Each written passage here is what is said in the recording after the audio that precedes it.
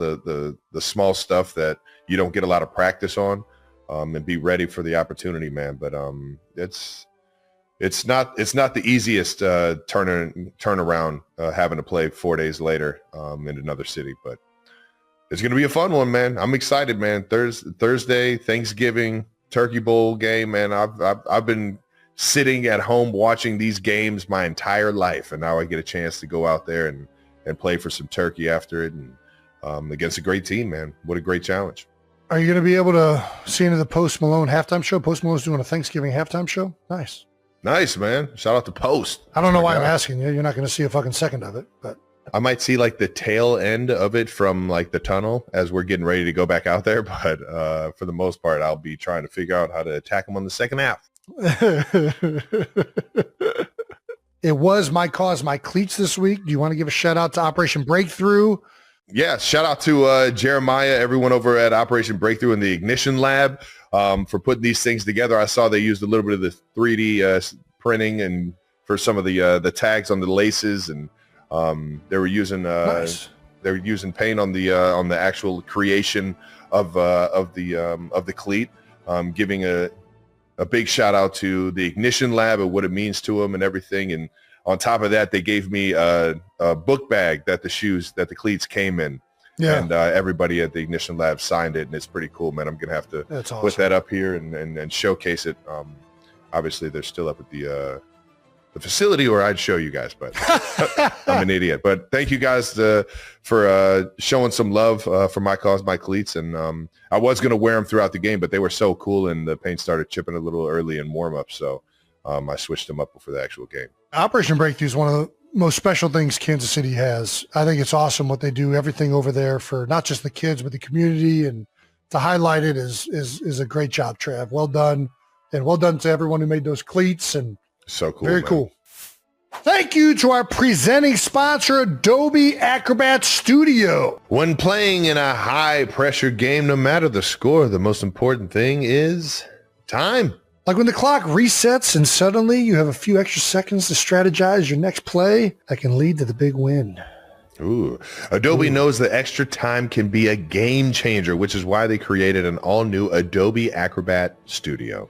Acrobat Studio is like your trusted playbook, equipped with AI-powered tools that help you turn bonus moments into game-changing opportunities. From collaborating seamlessly to creating standout content, Acrobat Studio helps make every moment count in your workday. Transform your documents with PDF spaces where AI-powered insights meet seamlessly with collaboration. Get instant answers, create content, and share work effortlessly, all while keeping track of every source. Learn more at adobe.com/do that with Acrobat. Thank you to our partner, Gillette. It's no secret we love Thanksgiving. Good food, family, football, and it's officially the start of the Christmas season. So it's not officially Christmas season until after Thanksgiving?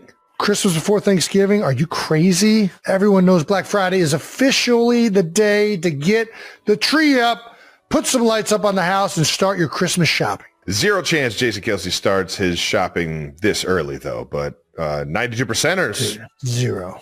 If you're going to start shopping early, we've got the perfect stocking stuffer for you. It's Gillette Labs. That's right, the official NFL licensed razor, and it looks incredible. An Eagles midnight green. Don't forget that Chiefs red, baby. Ooh. All right now. Yeah. Still kind of into the green, but the red doesn't look bad. That's right. No matter the team you choose, Gillette Labs' official NFL licensed razors are the best a fan can get, especially in Eagles green. Grab one for your favorite NFL fan, especially if they're a Chiefs fan or Eagles fan, on Amazon while supplies still last. Visit Amazon.com/Gillette NFL for more information. The best a fan can get. Thank you to our partner, Xfinity. With Xfinity, you can get the most intelligent Wi-Fi throughout the home at the same price for 5 whole years. Now that's what I'm talking about. Imagine a home where your Wi-Fi just works. How about that in every room? How about that? Whether you're catching your favorite game in Xfinity Enhanced 4K or podcasting from the basement, you'll get the best connection even when the whole family is online. Xfinity Wi-Fi connects everything in the home and fixes problems before you even notice them. That's right. Security cameras, thermostats, everything works together like a well-oiled machine. That's what you get with Xfinity, the most reliable Wi-Fi powered by fiber. Ooh, and here's the kicker. With Xfinity, you get everything you need included with no contracts or commitments. That's data, equipment, and the most reliable Wi-Fi included for 5 years. Ready to experience the smartest, most intelligent Wi-Fi on Earth? Learn more at Xfinity.com. Xfinity, imagine that. Let's move on to some Eagles Cowboys action, man. This was a tough one for the Birds, up 21 and lost 21-24 to the Cowboys down there in Jerry's World. Not a fun one to watch, I can tell you that. Jason, what the fuck happened? Well, got out to a good start, 21-0, and then allowed a team to come back for the first time in, I think, like 90 games. Like the Eagles were 90-0 and 21-point leaded games. Leaded. Really frustrating game. You know, and listen, Dallas was playing well all game long. I know we came out and it looked really good, 21-0, but they had opportunities in the first half. We get a big interception in the red zone. I don't know. I've heard mixed things on like the blocked punt. So they end up tipping a punt and running into the kicker and getting a personal foul, which it shouldn't be a penalty, and everybody was pissed off about.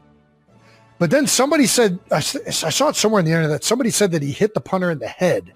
So it still would have been a personal foul. Well, yeah, I don't think you can hit him in the head. I don't know if that's accurate. I don't even remember if he hit him in the head or not. I just saw that on the internet, so I'm going to take it at face value. Either way, there were some weird things.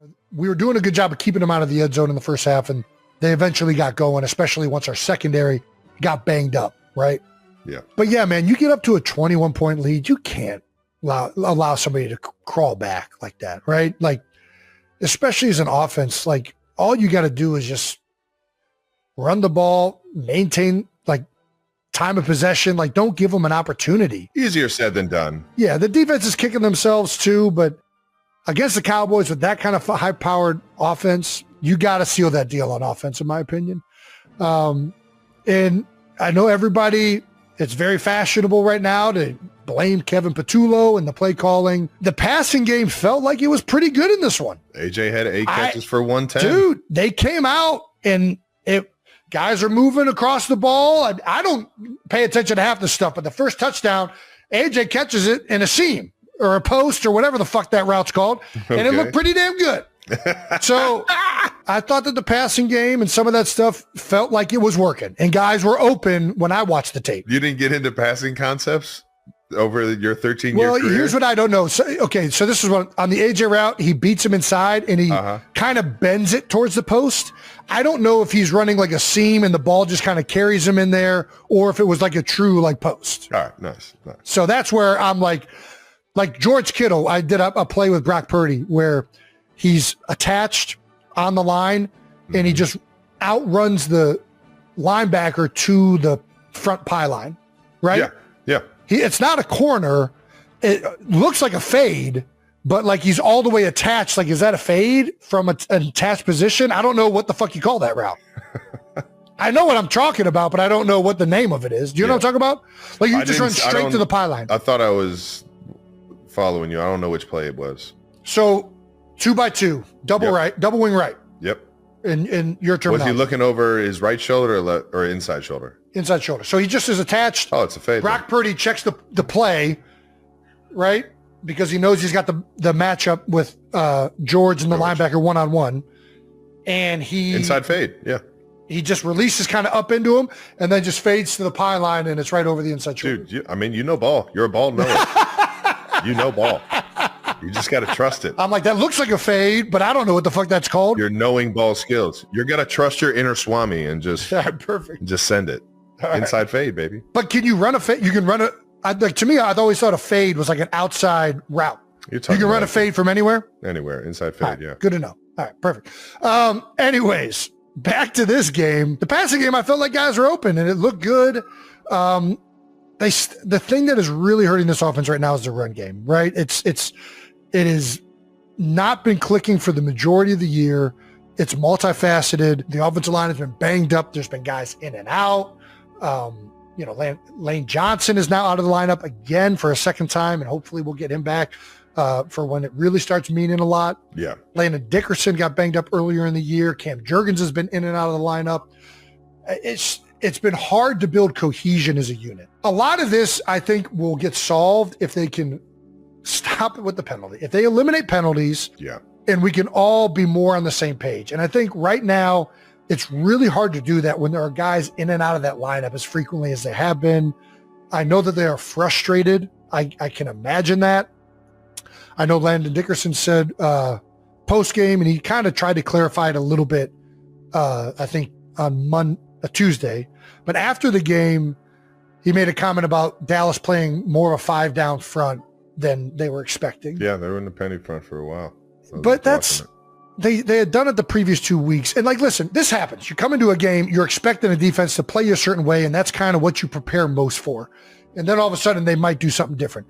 It ain't like they came out and ran like a 3-3 stack with like a monster rover safety. Like they played a fucking bear front. Like, what are we talking about? This ain't the most complicated fucking thing on the planet. You're talking. You played Chinese. Vic Fangio. You know how to block a fucking 5 down front with 2 linebackers in the front. Like it ain't like this isn't the most complicated thing. We've all played against these kind of defenses. Yes. They played really good. Quinnen Williams was very good up front. Yep. Like he was the first week. He made multiple plays, especially early on. Osa had a couple, and then they moved the front. The Eagles didn't handle it as well as I would have hoped. But that is probably the best interior defense in the NFL now. With the addition of Quinnen Williams, Kenny Clark, and Osa, I don't know that you can point. It's going to be hard. Yeah. And they know you want to run that stuff. So they tried to get to some of that, and I think they played it well. They jet the gap on one of them where Cam's trying to block back with a guard tackle pull, and he gets getting into the backfield. When I finally retire down the road, me and Jason are just going to be in the back putting the pads on for old time's sake. Getting that fulfillment back one time. Just violent hands, baby. Violent hands. Look, but think about this and Trev, I have a question for you too as well, is while nothing will ever take the place of putting on the pads and strapping up that chin strap, putting on the helmet, and there's 100,000 people. Nothing will ever take that place. But think about everything that you're doing now and how you've applied all of your mastery skills to become one of the greatest of all time, champions, etc., to what you're doing now, but also thinking about all the guys who maybe are on the cusp. Hey, I got about another year or 2 left in me, but look how he's doing it, right? Look how Jason's doing it. I want to do it like that. So you're creating, I think, already a really cool blueprint for athletes who are like thinking about like, what's my next step? The way he does it, I want to do it like that. It's funny you mentioned that because I've been following this big Bears footsteps my entire life, man. I went to Cincinnati. I followed him into the football world, then went to Cincinnati. Then we both got drafted by Andy Reid. I've just been following his footsteps everywhere I go, man. Everywhere, man. He's paved the way for me to make a living my whole life. You passed me a long time ago, Trav. Paving the way for so many. Trav, I got one question for you. And the question, I was thinking about this earlier, the question about pressure. Mm-hmm. Right? You will go down as one of the greatest of all time. And everything you got going on. But by the way, congrats to your girl on the weekend. Once you become the greatest on the planet, and the pressure to go back there, because now there's no, if you don't win that, become the greatest, and you don't become Super Bowl champions, then it's like us at Miami.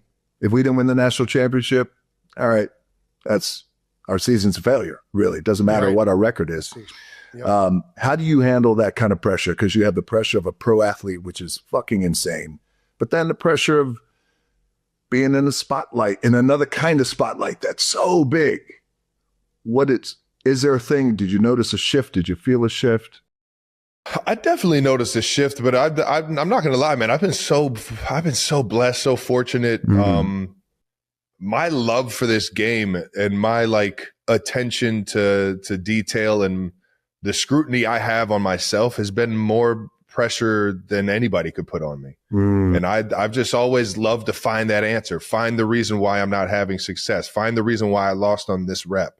So the year in, year out, I feel like the only thing that I really got to like channel is just my energy for that day. You know, the attention to detail, the focus, the professionalism, that's always going to be there. But how am I coming into work? Am I coming into work enjoying what I'm doing? Is that infectious? Is that going to make the guy next to me want it just as bad as I do? Is it going to make the guy next to me, you know, go that extra mile when he sees me going the extra mile? You know, how can I make this team better from the inside out? And I think that's one of the biggest things that's how you kind of handle pressure of the outside world, is to just grind your fucking tail off inside. And I was saying, I've been blessed in terms of all the other pressure, the worldwide pressure and everything is I've been so blessed to have the love. I look at it as a blessing, but I look at the life that I have as a blessing because of the people that I have in it. That's having right. a support system as my family, having a support system like my brother and Taylor and all my friends that I've known since I was in fucking preschool, and we were rock bottom each other on the fucking recess. Do you have any idea how many times we got called to the principal's office, rock bottoming people in their freaking wood chips? Jason Kelce in the principal's office. Jason Kelce in the principal's office. But I feel like when you got that ecosystem, and I've been so fortunate to have that ecosystem my entire life. You know, my family's been there for me every step of the way. My friends have been there for me every step of the way. And that pressure, that outside pressure, doesn't feel as, you know, tough it doesn't when feel you as have all that at the daunting house. when you have exactly, it's not as scary. I don't have to think about how the world's viewing me, because the people around me and the loved ones around me know exactly what's real. And you always got to separate that reality from the tabloids and the right. worldwide media has to talk about it and is going to find something to say about it more than what's real and how you're living your life. Man, for sure. So the noise it's the home anchor that allows you to block out all the noise. Yeah. Man, and the fact that I get to do something I love, you know, that'll always kind of, I think I'll have to find that fulfillment that you guys were just talking about. I actually want to ask you that same question. Yeah, I was about to say, DJ. throw it right back at him. I mean, you're stepping away from the WWE full time. Like that was such a huge part of your life. It was at the height of like wrestling, like in worldwide. I felt like the Attitude Era was just peaking, and you step away and go into acting. What was that like? Did you find fulfillment right there in the same way? No, not in the same way. I thank you. That's such a good question, man. There's nothing, just like you guys with the football field. You line up, you put your hands in the dirt. There's nothing like it. There's nothing like getting in the ring, and there's 20, 30, 40, 50, 100,000 people. You could connect with them. You could tell a physical story from beginning to end. There's nothing like that. I love it and I miss it. Yeah. But, you know, I had the voice. There was just, hey, there's more. You could stay here and do what you love, or you could get out of this zone, which is comfortable. And by the way, I get it. We know that. Like when you're in a comfort zone, it's called comfort zone for a reason. It feels good. Yeah. But especially if everything is going well and everything is aligned and you're paying bills and everything is going well. But there was, I wanted to grow. That's it. I really wanted to grow, and I wanted to do more, and I wanted to challenge myself in ways that I hadn't been challenged. I'd not been to Hollywood. I didn't know shit about Hollywood other than, well, I love movies. And I'd love to make movies. I'd love to test myself. And so in 2004 was my last WrestleMania. And I quietly tried to, as much as I could, just quietly transition and step away. And that was scary because, as you were saying, like I was lucky enough I was on top. Yeah, it was like Jim Brown. Like, I think I'm gonna. That's a great reference. No doubt. Like Jim Brown, reference. you know, is like leading the. He fucking crushed it, you know, because it didn't sound as like, I don't know if profound's the word, but like, a lot of the sounds didn't come through as much from the first times I heard them. But either way, I mean, 10 out of 10, they all fucking killed it. No, there's a reason those guys are highly regarded in the industry for sure. All right, well, where do we start with this thing? I don't know how to do an album review. I've never done one. I don't think I'm qualified to do one. I don't think we should do. I think we should just that's fair. have All fun. right. I'll ask you this, Jason. What's the question that everyone wants to know is, what's Jason's favorite songs on the album? Favorite songs. Well, as I texted you the day it came out, I would say the top two songs that I liked right away were Opalite and Eldest Daughter. Yeah. And Opalite, I mean, it's just like, I'm a sucker for any like type of like the right way to describe it, but like this, like you're down in the dumps, everything is kind of, not going right. You're uneasy in the world. Onyx skies turn into Opalite. Fucking, we're back in it, baby. And like, I'm all about it. The vibe of the chorus is very Christmassy to me, which makes it feel even more joyous. Yeah.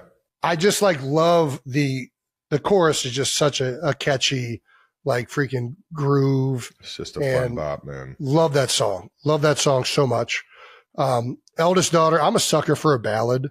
And I just think the expression in that song and the sentiment behind it is beautiful. Yeah. Taylor, obviously being an amazing writer, knocked out of the park with that one. I really love that song. Then my other top three on the first time listening through were probably Girl and Actually Romantic. I like Actually Romantic a lot. It's kind of almost like that's become like my, like, I wouldn't say new favorite, but like, that's the one I catch myself going to whenever I look at the list. I loved it. I really did. It's got that like that alternative rock, like it feels 90s to me a little bit. Like if yeah. I love that shit. And then to me, when I was listening to it the first time, and I don't know if this was the intention by Taylor. And she makes talking shit sound so sweet. I thought that was a lot of fun. Wish List now is probably one. I would put that up there with my top tracks on the album. And Kylie listened to that first, and she was the one who kind of like told me to go back and listen to that one. And I listened to it while reading the lyrics because sometimes I need to do that. But I think the sentiment behind that song is fantastic. Yeah. And I think, it's very well done. It's clever. What life really is about and like what relationships are really about. And I think it's just very well done. But I like all the songs. I like Honey. As you know, Kylie hates being called pet names. That song's fantastic to me because it flips because pet names can be very condescending, right? By nature, like people can for sure take it that way. But when it's said by somebody, called the word buddy, like some guys just hate being called. Don't call me buddy. I'm not your buddy guy. I'm not your guy pal. But the Honey's fantastic, and I think she hits the nail on the head of like why in a relationship it feels different when somebody calls you honey, when somebody that loves you, and I think that's well done. Wood, great soundtrack. How do you feel about Wood? Let's ask this. How do you feel about Wood? It's a great song. It's a great song. Yeah. Do you feel like that? Do you feel? I'm trying to think of the word. Not confident. Do you feel cocky? Do you feel cocky about the song Wood? No, like, I mean, any song that she references me. That's not just any song. It's very like this is a very specific you. I love that girl. So what do you mean? Any song that she would reference me in any? Well, it's not just you though. It's an appendage. It's not just you as a. What? It's a very specific thing. I think you're not understanding the song. Jesus Christ, Travis, come on. No way. Redwood tree ain't hard to see. I thought redwood was a little bit, that's a generous word, I think. I think if somebody wrote a song about me, it'd be like Japanese maple, sometimes can see. Japanese maple. That's hilarious.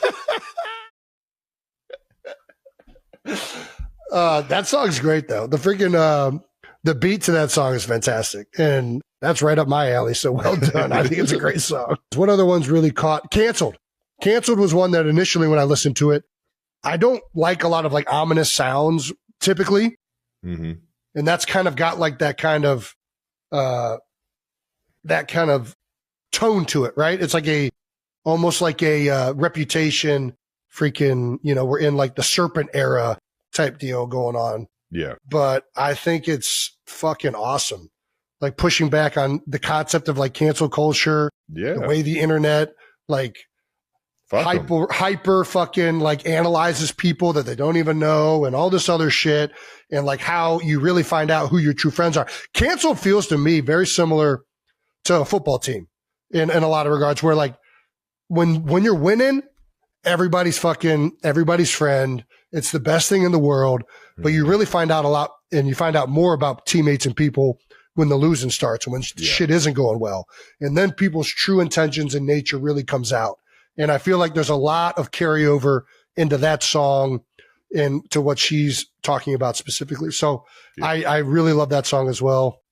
But yeah, I still think my top two are Otter. I think Opalite might be one of the most, I mean, it's up there with my favorite to listen to songs, certainly that I've ever heard recently. So it's a fun one right now in the car. You just can't help but like jam out to it. Very good tune. Very good tune. What do Kylie and the girls like? Is a question. I said Kylie, big fan of Wishlist. She was the one who really turned, like, she was like, no, you need to listen to that one again. That one's fucking really awesome. Completely agree. And that's Kylie's mentality too. She's not a materialistic person. She's never been. All she cares about, like, whenever I ask her what she wants for Christmas or her birthday or whatever, she gives me fucking nothing. She's like, oh, no, I don't want anything. I just want to spend time with you. It's like, I know you want something and I don't know what to get you. So just help me out. Help me out. Just got to start throwing. You got to plan ahead, Jason. You just got to start throwing stuff out there. I know. So I have done it a couple of times. Oh my gosh. Like, look at this foot massager. I know. I don't listen. I've gotten better where I like buy things the moment. Just watch. I don't need a fucking foot massager. Yeah, no, she's not just into lean that, into it. That's not her vibes. There's definitely a lot for Jason to comment on, and I'm here for it. Can't wait for the teasing to begin. Teasing? We kind of already got that out of the way. What would I tease about? His maple tree? The Japanese maple, baby. I have more of an ornamental tree cock. My cock is more of an ornamental. Look at that beautiful tree. Look at that tree. Look at that cock. I got one right outside. And inside. There we go. That's too funny. They're highly sought after. 92%ers wanted to know our reactions on New Heights getting a shout out. Yeah, New Heights. The man. That was pretty cool. That's pretty cool. Those shout out. Wood, right? Yep. I would have paid good money to watch specifically for Wood. I don't know why everybody wants to see me responding to that song so much. That is like because they know you're in on I'm a big, you know, you're obviously in, Nick Foles. Nick Foles. I mean, I'm in on the Wood. I am. I'm in on the Wood. As a pun. Is a banger. I think inserting wooden innuendos is always childish enough for me that I can get on board with that. She couldn't work intern into a lyric? Is that a I don't ask for a lot. Yeah. I thought maybe it rhymes with a few things, but that's okay. I'm sure. It's probably close. It's on the next one. Sure Taylor's on the next one. Yeah, I'll throw that in there. Just let her know. I wonder what would a song with intern Brandon in it consist of? Like what I don't know. Trying to think of canceled. I feel like it may be canceled. This is Taylor's new song. Why the fuck does it take so long to record a podcast? Yeah, exactly. Who knows who it's about? Could be about anybody. Yeah, it's a song about wanting to hang out with your fiance, but he's too busy podcasting because this intern Brandon won't fucking keep the thing on track. Oh, I love Taylor's new song. Can you fucking wrap it up? But overall, really enjoyed the album. Love the album because I mean, she just does such an incredible job of talking about her life in ways and with lyrics that I think are relatable and people connect with. And I sure as hell did. I mean, even Eldest Daughter, I know it's about being the oldest sibling of the female gender, but even as like an older sibling as a brother, and like the way she attacks that song, speaking about probably that and multiple other things. Yeah.